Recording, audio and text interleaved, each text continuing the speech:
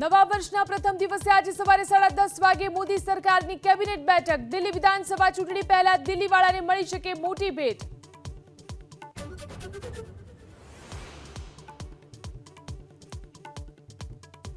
દિલ્હીમાં ચૂંટણી પહેલા ફરી એકવાર સીએમ અને ઉપરાજ્યપાલ વચ્ચે બબાલ। આતિશીનો આરોપ, એલજીએ ધાર્મિક સ્થળો તોડવાનો આપ્યો આદેશ। એલજી ઓફિસે કહ્યું એવું કોઈ આદેશ નહીં।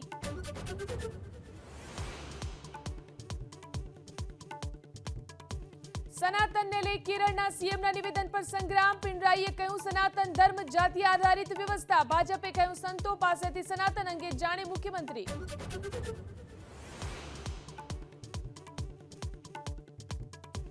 બીપીએસસી પરીક્ષા રદ કરવાની માંગને મુદ્દે પટનામાં હડતાલનો 15મો દિવસ। આજે સાંજે પૂર્ણ થશે પ્રશાંત કિશોરનું અલ્ટિમેટમ। જો માંગ ન સ્વીકારાય તો કાલથી આંદોલન બનશે ઉગ્ર।